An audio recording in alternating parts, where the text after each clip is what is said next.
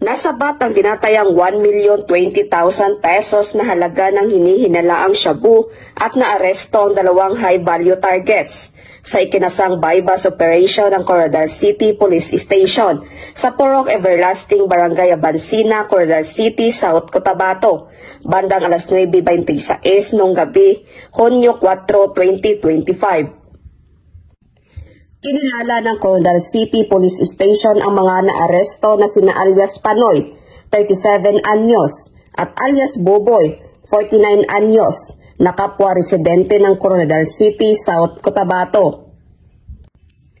Ayon sa ulat, matagumpay na nakabili ng isang sachet ng shabu na nagkakahalaga ng 500 pesos ang pulis na nagsilbing pusher buyer.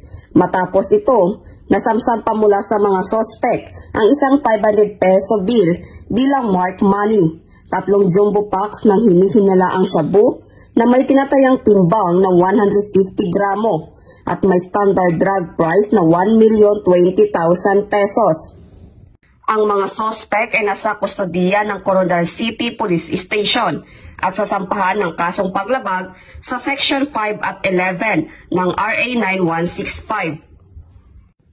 Ang matagumpay na operasyong ito ay patunay ng tuloy-tuloy na kampanya ng PNP laban sa droga, katuwang ang komunidad sa pagtataguyod ng isang bagong Pilipinas, mapayapa, ligtas at walang lugar para sa kriminalidad. Mula dito sa Rehiyon 12, ako ang inyong PNN correspondent, Patrolwoman Vina Morales, alagad ng batas, tagataguyod ng Balitang Pulis.